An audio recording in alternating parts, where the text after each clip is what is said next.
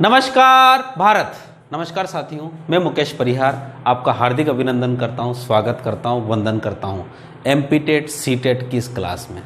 मध्य प्रदेश शिक्षक पात्रता परीक्षा हो, सेंट्रल टीचर एलिजिबिलिटी टेस्ट हो, या फिर आपका पुलिस का हो, आर्मी का हो, एसआई का हो, इस प्रकार के यहाँ पे मिससेलेनियस क्वेश्चन का हम सेशन लेके, क्लास लेके, ये आप एक थोड़ा सा ध्यान रखिएगा, ये 17वीं नंबर की क्लास है।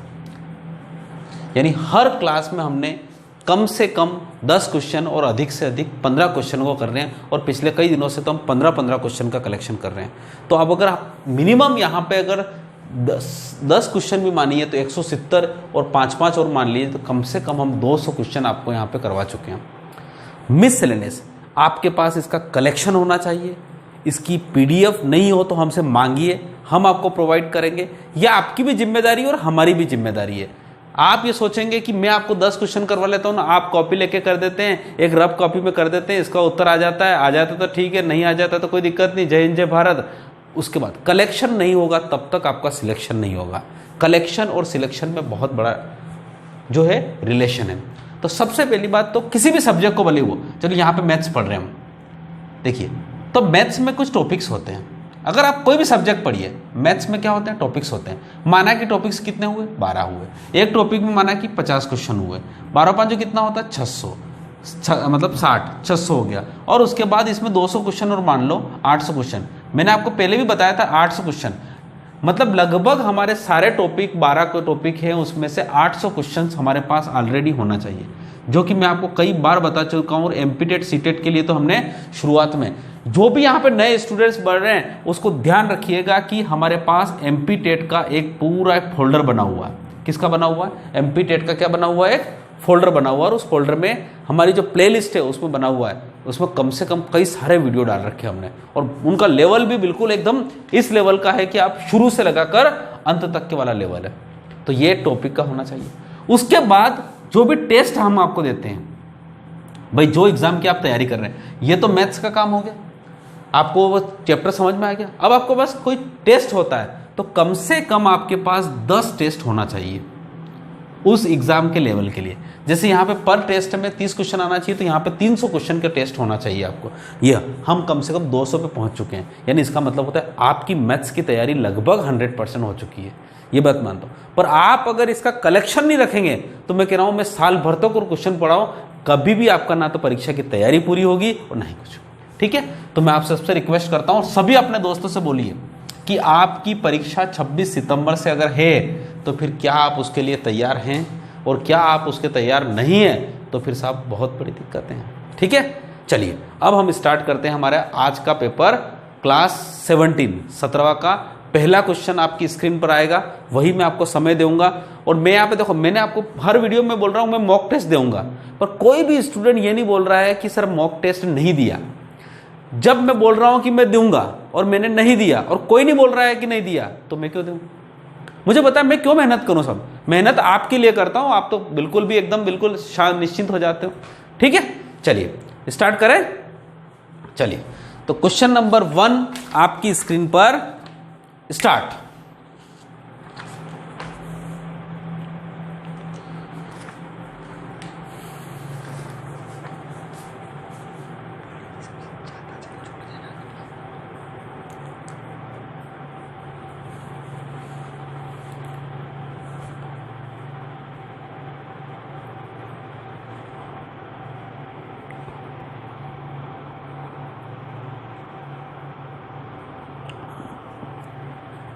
Okay stop. एक आयताकार टंकी की लंबाई, अब ये टंकी की लंबाई वाला क्वेश्चन आया, ये क्षेत्रमिति का है। जब भी टंकी की बात करें तो वो घनाकार होती है, वो घनाभाकार होती है, यानी इस प्रकार की कंडीशन। सवाल जब भी आएगा यहाँ पे, भाई 10 सेकंड का सवाल है, जो भी वो दिखाए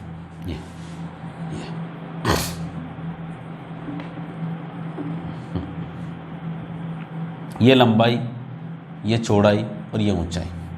तो घनाभ के विकर्ण की लंबाई होती है √ में a² + b² + c²। साहब क्षेत्रमिति में सब कुछ बहुत प्यारे प्यारे तरीकों से पढ़ा रखा है। यह है घनाभ के विकर्ण की लंबाई। संपूर्ण पृष्ठ जो होता है इसका, घनाभ टंकी होती है ना, संपूर्ण पृष्ठ होता है 2AB plus BC plus CA। और आयतन की बात करें तो A, B और C। ठीक, यहां पे वो आयतन की बात कर रहा है, तो तीनों भुजाओं का गुणनफल। तो क्या है सवाल आपके पास कि एक आयताकार टंकी की लंबाई 6 मीटर, चौड़ाई 2.4 मीटर और गहराई 1 मीटर है। 24 छंग कितना होता है मैं आपको बता ही चुका हूँ, 144 मतलब 14.4 हो गया। ठीक, क्योंकि एक अंक बाद और एक का गुणा करेंगे तो वही आएगा। पर वो बोल रहा है कि आधी भरी टंकी में जल का आयतन कितना होगा, तो टंकी पूरी थोड़ी भरनी, पूरा आयतन तो ये होगा, तो आधा मतलब इसका आधा, तो 144 का आधा होता है 72। 7.2 इसका उत्तर है। लगाइए और आगे बढ़िए। ठीक है, चलिए क्वेश्चन नंबर 2 आपकी स्क्रीन पर, and your time starts now.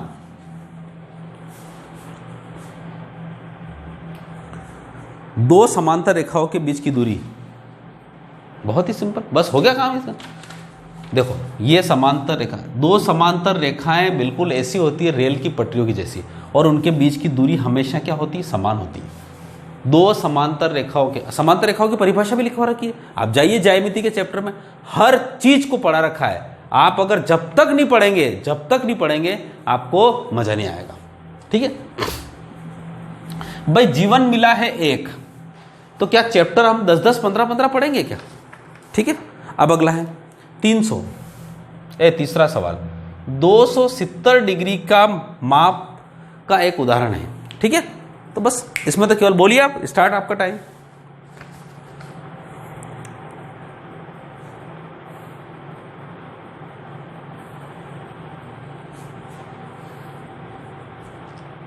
बस खत्म। अब देखो एक बात बताओ, कोणों के प्रकार में पढ़ा होगा आपने, 90 डिग्री से कम उसको बोलते हैं न्यून कोण,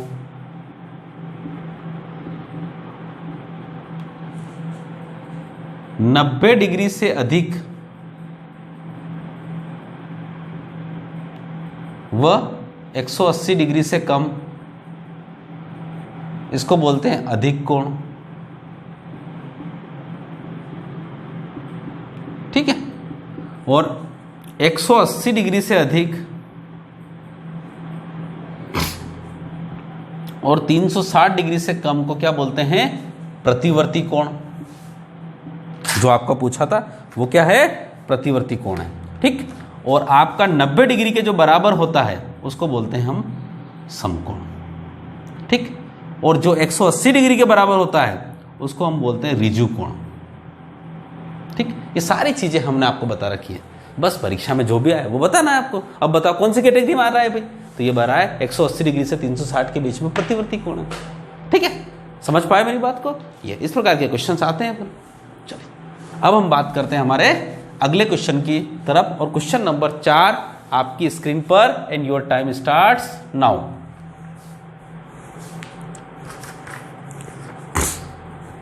– 108 और 144 का लघुत्तम समावर्त क्या होगा?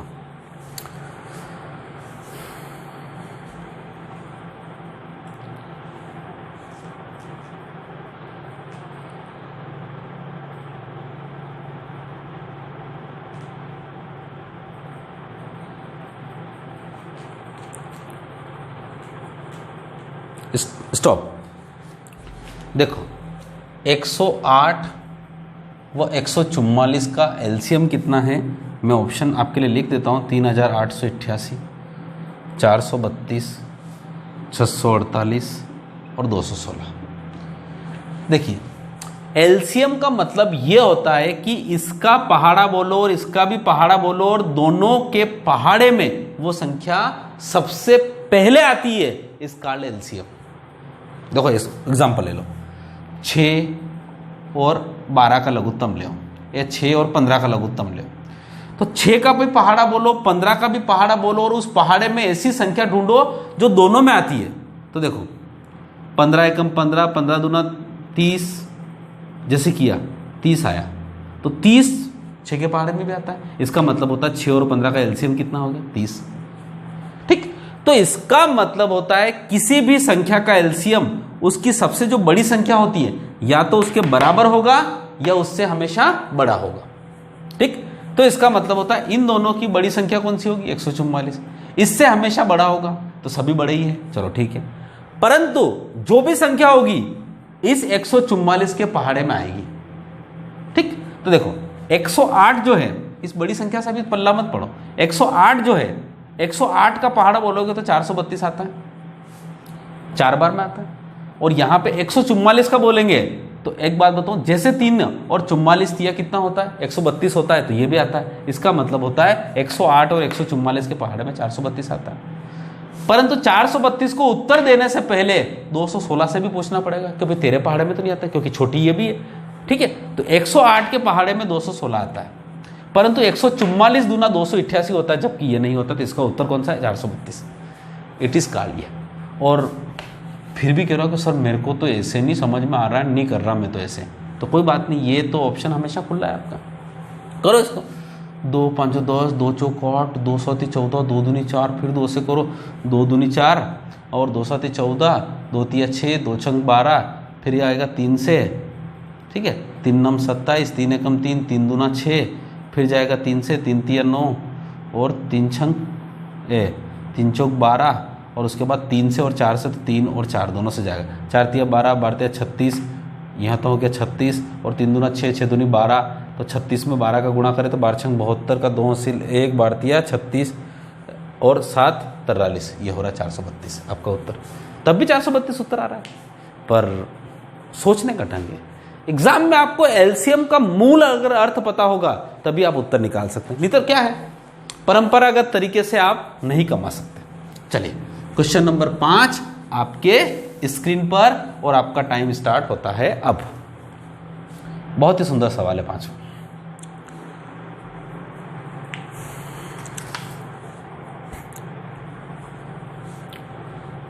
मेरे हिसाब से तो उत्तर आ जाना चाहिए।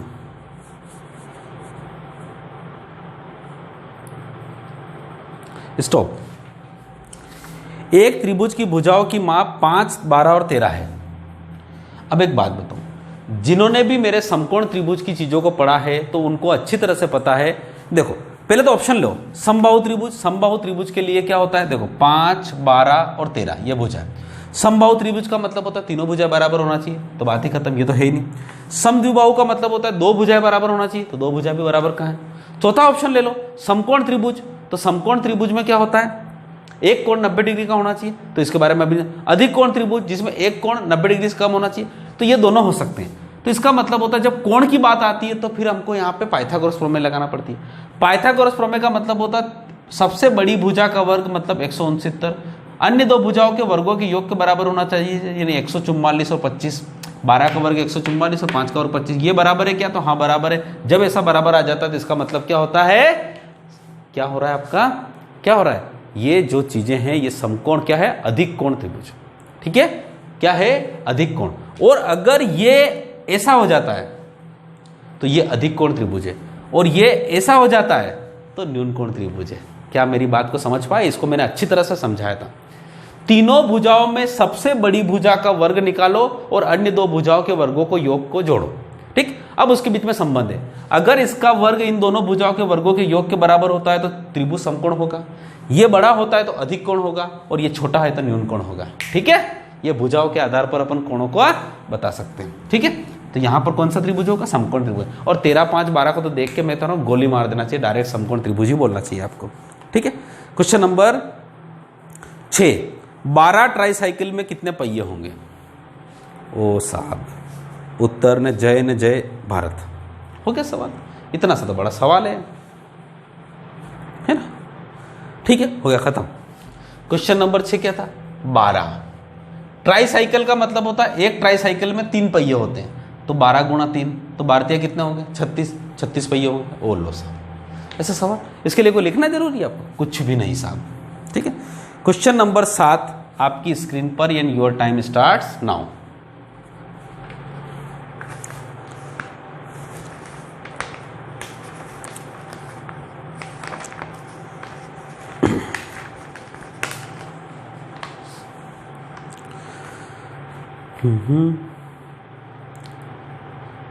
चलो, इतना बड़ा सम, 10 सही 1/2 मीटर लंबी रस्सी से 4 से ही 5/8, 4 से ही 5/8 मीटर लंबी काट दी जाती है।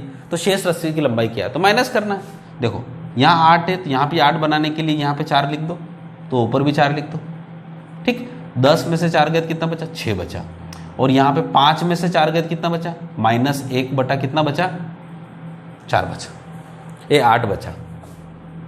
ठीक है, अब आपको पता है -1 बचा हुआ है, तो यहाँ पर 6 में से 1 करेगा, मतलब कंडीशन ऐसी बची है 6 - 1/8। समझ पा रहे हो? तो क्या होगा 8 छंग। अब इसमें से डायरेक्ट लिखना है तो 6 में से 1 कम किया 5, और इन दोनों का डिफरेंस कितना होता है 7, 5 से ही 7/8। बहुत सारा बोलेंगे सर ये सब मैंने भिन्न जब बताई तब इसको बता रखा है, अच्छी तरह से बता रखा है, फिर भी नहीं आ रहा है समझ में। तो देखो एक बात बताऊँ, मैं तो अपना देशी मेथड से बता रहा हूँ, ये देशी मेथड कर लो। 10 से 1 बटा कितना था यहाँ पे 2, 10 में से 4 गया तो कितना बचा 6। ठीक है, और ये भी नहीं आता है तो और मेथड है, 10 दूना 20 और 1 21/2, 8 चौक 32 और 5 37/8। ठीक है, 2 और 8 का लघुत्तम कितना होता है, 2 और 8 का लघुत्तम कितना होता है 8 होता है। ठीक है, 2 चौक 8, 21 चौका 84 -37 बटे, अब 84 में से 37 गए तो कितना बचा, 84 में 37 गए तो कितना बचा 47, 47/8, और सेटा बजे 8 और 5 40, फिर 7 बचा, 5 से ही 7/8। बात वही है, उंगली इधर से पकड़ो इधर से पकड़ो, पर मैंने आपको भिन्न का जोड़ घटाव सिखा रखा है, उसको समझिए। ठीक है, अब यहाँ पे क्वेश्चन नंबर कौन सा है 8वां, और आपकी स्क्रीन पर, और आपका टाइम स्टार्ट होता है अब।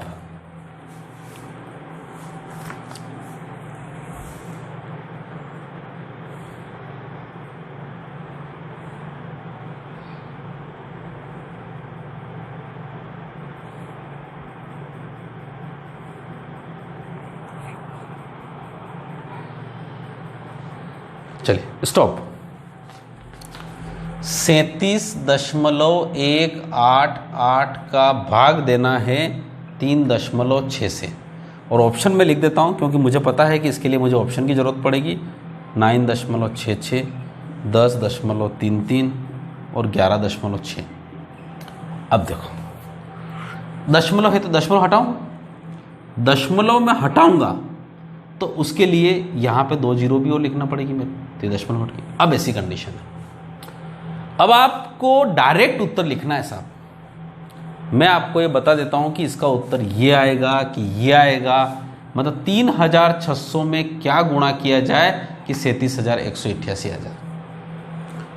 समझ पा रहे हो मेरी बात को? अब आपके पास उत्तर है। अब उत्तर तो यहाँ पे बहुत टेढ़े मेढ़े हैं, अगर इसका 10-33 में करो, 9-36 में करो, इसको देखो या देखो 6-6-36, बहुत प्यारी चीज़ है।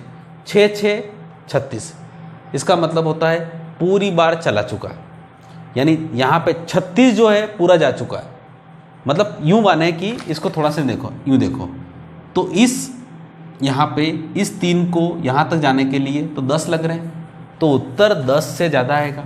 11 हो नहीं सकता क्योंकि यहाँ पे 6 जो है वो भी 10 बार जाएगा, तो 6 10 बार जाएगा 6000, तो यहाँ 7188 है। समझ पा रहे हो ना? फिर से देखो 3 अगर 10 बार जाएगा तो 30,000 हो जाएगा, ठीक है, और 6 अगर 10 बार जाएगा तो ये भी 6000 हो जाएगा। तो इसका मतलब होता है 10 बार जाने पर ये 36,000 हो जाता है। यहाँ कितना बच रहा है? 1118 बच रहा है, और 1118 इसी के बराबर है। तो ये मतलब 11 बार तो होगा ही नहीं, किसी भी संबंध में ये 11 बार तो जाएगा ही नहीं। 10 से ज़्यादा होगा, 11 से कम होगा, तो इसका उत्तर होगा 10.33। ठीक है, ये इस प्रकार का उत्तर है।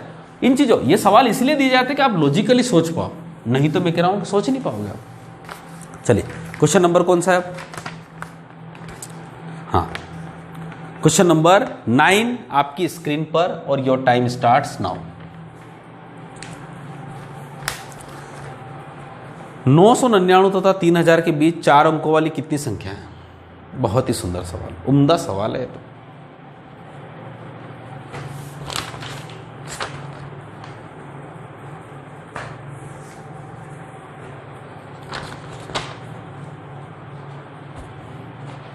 चलो ओके स्टॉप।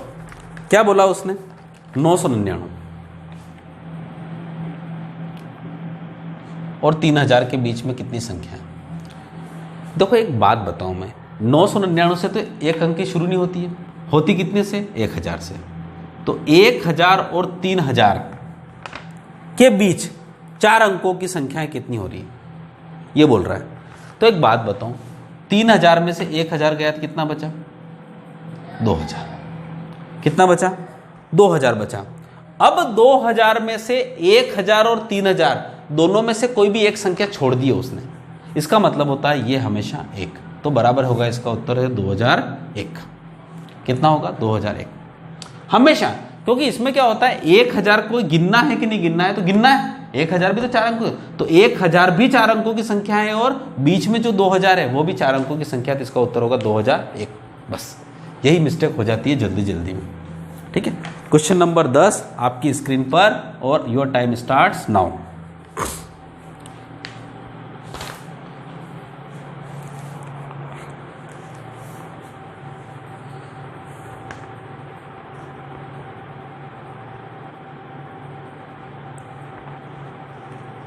Question number 10।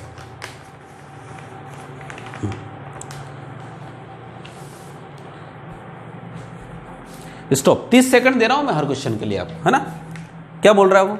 बिना कोई शेषफल के निम्नलिखित में से कौन सी संख्या 9361 को विभाजित करती है? 9361 को कौन सी संख्या विभाजित करती है? उत्तर है 19, 17, 13 और 11। देखो एक बात बताऊं, 19 का, 17 का और 13 का कोई ट्रिक विक होता नहीं है, डायरेक्ट भाग देख लीजिए। 19 चौक 76, 19 पांचे कितना होता? 95। तो 19 चौक 76, कितना बचा? 17 बचा। 17 मतलब 176, तो 19 नमा 171, 51 बचा। तो 19 दिया 51 तो होता ही नहीं है, तो 17 से 19 से जाएगा 17, 17 पाँचों 85, 8 बचा। 17 पाँचों 85, 1 बच रहा है, ये भी नहीं जा रहा है। 13, 13 सातों 51, 2 बचा। 13 दूना 26, फिर 1 हासिल बच रहा है, नहीं। अब ये तो उत्तर होगा ही होगा। ज़्यादा क्या सोचना। एक बात बताऊं, अगर इन तीनों से भाग नहीं लग रहा है तो क्या चौथे से भी भाग लगाएंगे? अगर लगाएंगे तो आप बेवकूफ, क्योंकि आपको इन तीनों पे शक है इसलिए इस पे लगा रहे हैं। यही हो रहा है ना भाई, उत्तर तो चौथा ही बचा ना आपके पास, 4 ही ऑप्शन तो हैं। फिर भी देख लो, किसी भी संख्या में 11 का भाग लगाने के लिए इनके विषम स्थानों के 9 और 6 कितना होता है? 15, और 3 और 1 कितना? 4। तो 15 में से 4 गए तो कितना बचा? 11। यानी जब सम स्थानों के अंकों का योग विषम स्थानों के अंकों के योग का अंतर अगर 0 या 11 का गुणज हो तो वह संख्या 11 से पूर्णतः विभाजित होगी ना। फिर भी नहीं हो रहा है तो अपना मन नहीं मान रहा है, तो लो 11 8 88, 5 बचा, है ना। तो 11 5 55, 1 बचा, 11 1 11, उत्तर आ गया। समझ पा रहे हो? ऐसे सवाल हैं तो बच्चे जैसे सवाल आते हैं, पर बच्चे जैसे करना नहीं है सब आपको अपनी बिल्कुल। 11वां में बहुत बढ़िया, 1 से 1/2 में कितने आधे हैं? 1 से 1/2 में कितने आधे हैं?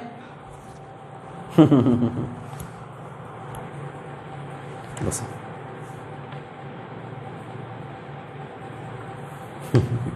चलो हो गया, छोटा सा सवाल। 1 सही 1/2 में कितने आधे हैं? मैं ये कहूं कि 1.5 रुपये की 1.5 रुपये में कितनी अठन्नियां होती है? 1.5 रुपये लिखा है ना, और आधा का मतलब होता है अठन्नी, तो 1.5 रुपये में कितनी अठन्नियां होती है? 3 होती है, तो बस इसका उत्तर 3। अब आप सोचो सर नहीं समझ में आ रहा, गणितीय रूप से बताओ। तो 1.5 रुपये में कितनी अठन्नियां होती थी? अठन्नी का भाग दे दो, 1/2 एकम 2 और 1 कितना हो गया? 3/2। उसके ऊपर हो गया 2/1, 2 से 2 कटिए बराबर 3। लो साहब, अब ऐसे करोगे ना, अगर उत्तर लाओगे तो फिर हो गया काम आपका। कितने सवाल हो गए? 11 सवाल। क्वेश्चन नंबर 12 आपकी स्क्रीन पर और योर टाइम स्टार्ट्स नाउ। अब लिखना तो मेरे को भी पड़ेगा थोड़ा थोड़ा, इसलिए मैं भी लिख ही देता हूँ। 44 - 6 + 43 × 2 - 87।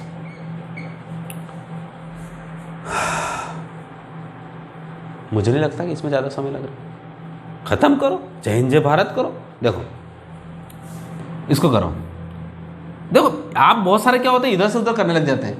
43 दूना 86, 86 87 में बचा -1, -1 6 के साथ गया तो माइनस के साथ, 44 में से -7 गए तो कितना बचा?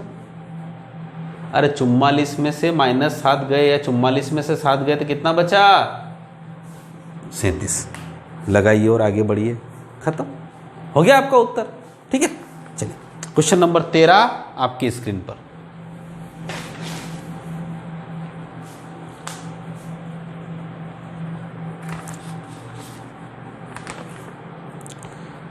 ओहो हो, 8.2 सेंटीमीटर लंबे प्रत्येक भुजा वाले वर्ग की परिमित सीमा क्या होगी? गुणों करनो खाली।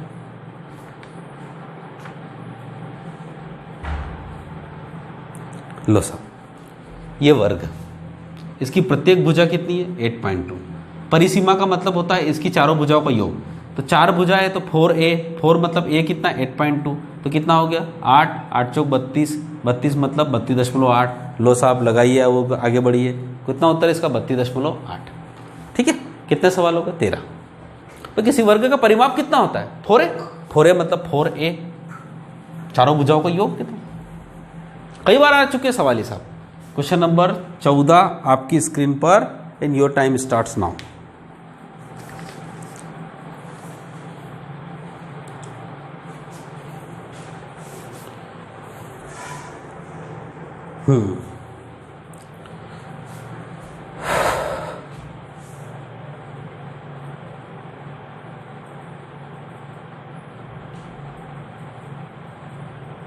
चलिए स्टॉप। क्या सवाल है 14 में? टीन के बर्तन में 20 लीटर पेट्रोल है। टीन के बर्तन में कितना लीटर पेट्रोल है? 20 लीटर। लो साहब 20 लीटर पेट्रोल है, क्या हो गया? 3 लीटर पेट्रोल की हानि हो गई, तो बचा कितना? 17। अब बताओ बर्तन में कितना पेट्रोल रहा पर प्रतिशत में बताओ। तो 17 लीटर रहा 20 में से, तो 100 का कितना? 20 5 100, 17 5 85, मतलब 85% पेट्रोल और बचा हुआ है। लगाइए, आगे बढ़िए। क्या सवाल है यार, है ना? 15 में से 15 कितनों के आ रहे हैं बताइए, है ना? चलो अब हम बात करते हैं क्वेश्चन नंबर 15 और ऑन योर स्क्रीन स्टार्ट।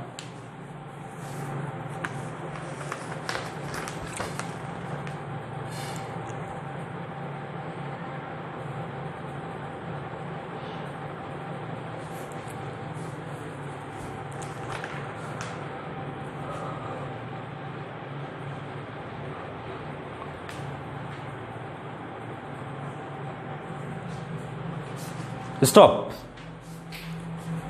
1 दर्जन बराबर कितना? देखिए 1 दर्जन बराबर कितना होता है? 12। तो क्या पूछा उसने? 3 पेंसिल का मूल्य 20 रुपए। 3 पेंसिल बराबर कितना है? 20 रुपये। ठीक, ये तो दे रखा है। कितना निकालना है? 6 दर्जन का मूल्य निकालना है। 6 दर्जन कितने के बराबर होगा? तो देखो 6 दर्जन है, तो 6 दर्जन कितना होता है? 6 गुणित 12, 12 कितना हो गया? 72। यानी 72 पेंसिल का मूल्य निकालना है। ठीक, क्या यहां पर 3 में कितने का गुणा किया जाए 72 हो जाए? तो उत्तर आया 24। तो 24 दिया 72। तो क्या अपने घर की दुकान है जो एक तरफ 24 का गुणा करो तो 24 का गुणा उधर भी करो, ये 24 का। अरे हो गया 24 दूना 48, 480 रुपये। लगाइए, आगे बढ़िए। ठीक है, सवालों को ऐसे भी करने की कोशिश करिए। देखो बड़ा खेलिए इन गणित से, गणित के सवाल बड़े सुंदर होते हैं, आनंद आएगा आपको। ठीक है, तो देखो आपने यहाँ पे एमपी टेट और एससी टेट की यहाँ पे कौन सी क्लास थी? 17वां नंबर की क्लास थी। और 17 नंबर की क्लास में हमने यहाँ पे 15 क्वेश्चन और आपके सामने करवाए। जितने भी यहाँ पे 15 में से 15 आए हैं वो प्लीज कमेंट बॉक्स में, चैट बॉक्स में लिखिए कि मेरे 15 में से 15 आए। और जितने भी नंबर आपने ऑब्टेन किए लिखिए, 15 नंबर, 14 नंबर, 13 नंबर, 12 नंबर।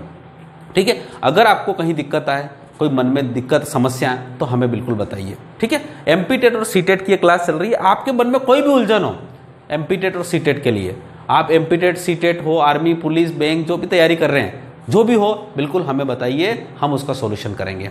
और आप प्लीज़ अधिक से अधिक संख्या में देखेंगे तो हमारा भी उत्साह बढ़ता रहेगा। ठीक है, मैथ्स बाय मुकेश परिहार में जाके हमारे टेस्ट सीरीज को ज्वाइन जरूर करिएगा, मॉक टेस्ट वाली। ठीक है, इसी आशा के साथ, उम्मीद के साथ बिल्कुल आपसे विदा लेते हैं। Good night to all of you. Thank you so much. जय हिंद, जय भारत।